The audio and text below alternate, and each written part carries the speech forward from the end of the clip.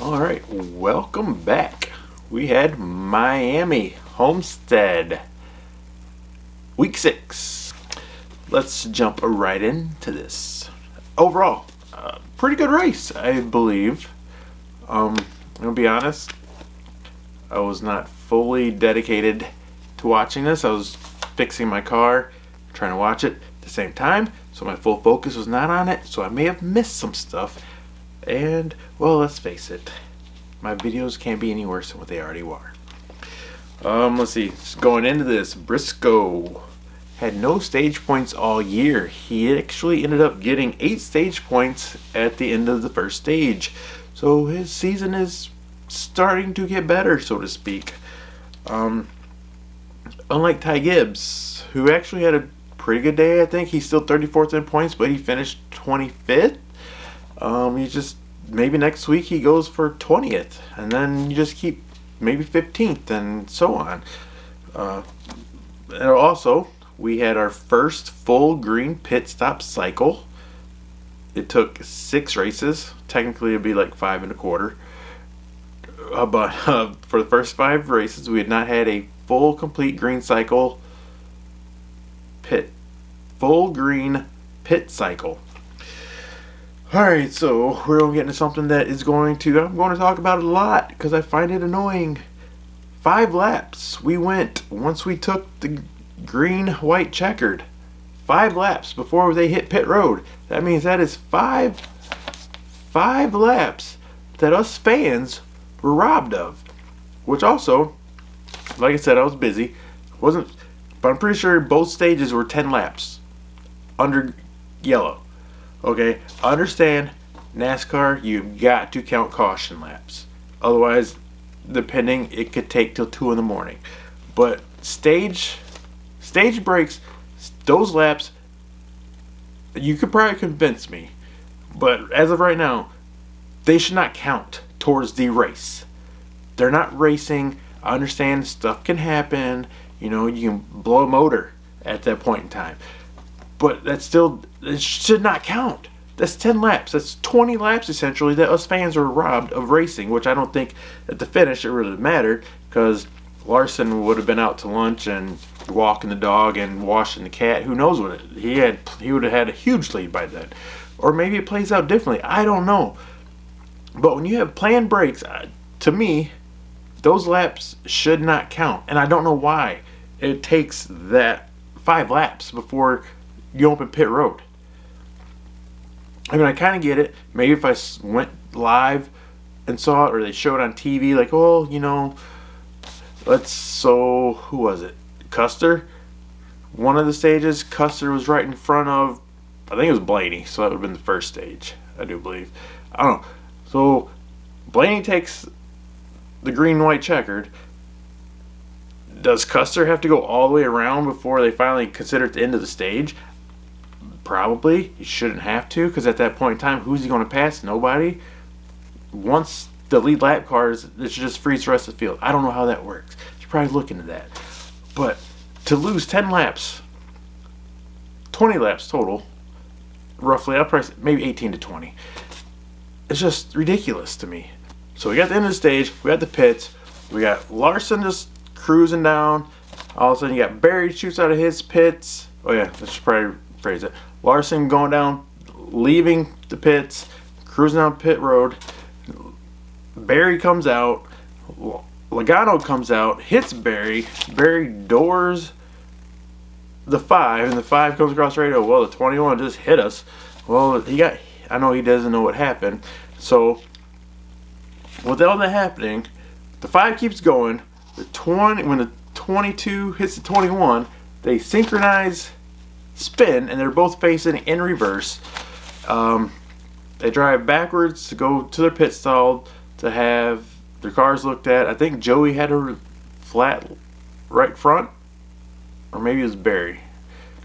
I think it was Joey. So they changed that. They looked at Barry's. They got flipped around. Their race was pretty much over at that point. They had to go, obviously, to the back. I think Joey ended up a lap down. I don't know if it was from that or something else. Alright, so, which I don't know how to find this. If anyone knows where I can find this information consistently, please let me know. But with 22 to go, Bubba was the fastest lap of the day. And I tried to look what I could figure out. He was the fastest at 167. Was the fastest speed. I don't know if it goes by fastest speed or the entire lap. But they mentioned it, and they don't mention it at the end of the race. They mentioned why it's still going on and it can be beat. Hey, Justin Haley, top 10. He is proven that he is a much better fit for that 7 car than Corey LaJoie. IndyCar, I meant to change the channel. I didn't because, like I said, I was busy. But IndyCar and Fox was apparently having problems, so they just, I'm assuming they jumped the broadcast to Fox from FS1. So it was on 2 stations. So at least NASCAR got a little bit of exposure for, I think it was the first 40 laps of stage 2 until IndyCar got fixed, or Fox got their stuff fixed at IndyCar race, wherever that was at. Blaney. Oh man, he had, was it 2019, 2020? He had a streak up until this year when he lost the motor of no mechanical failures, and my man loses another motor. It just blowed up on him. Tough break, man. He, like Jamie told him, Jamie Little, if he didn't have bad luck, he'd have no luck. I know how that feels sometimes. All right, so laps led by a team without a win. So we have in 86, we have Richard Childress, 676 laps led, and it took to race 6 to get a win. You had Joe Gibbs in 07 with 628 laps, and they didn't get a win until race 17. You had Junior Johnson Association in 1972 with 624. They get a win until race 6. And you had Bud Moore Engineering in 1982 with 447. They didn't get a win until race number 6. Here we are, race number 6. And we have Team Penske with a total of 553 laps led and still no victory. I mean, they bring fast cars. Cindric was doing good. I believe he was top 15 all day. Ended up having pit roads penalty for speeding entering. Still rallied to finish 19th. It's not bad. It's not terrible. Should have been better. If he didn't have a penalty to come from, who knows? He probably could have been top 10. Logano, after everything that happened with him, he was 14th. And Blaney was fast. He's probably, you take, motor doesn't expire, he probably wins this race easily. But unfortunately, it's not how the cars were dealt for him today.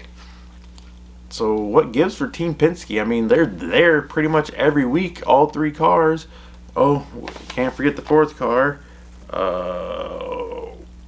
Barry 17th. Alright, so stage points. Blaney, he blew a motor. 18 stage points. It's not much. It's a little bit of a consolation from finishing 34th, I think. He had 18. Larson had 16. Plus he got the victory. Denny had 10. Cindric had 10, which isn't bad for bouncing back from the speeding penalty, which I think that happened in stage 3 anyway, so at that point it didn't matter.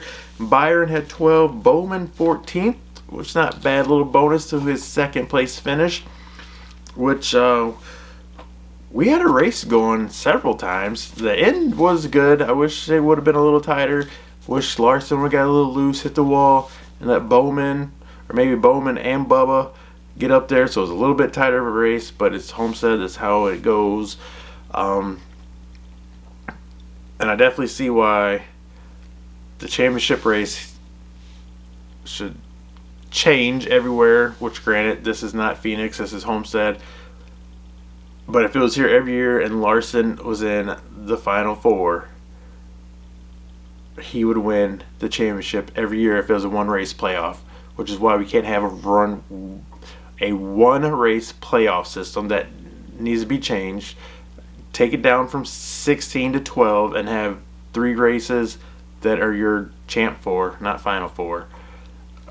That's a different topic for another day. I really got nothing at this. I think that's about all. Quick, simple. Alright, and that is it for this this video. Until next time, take care.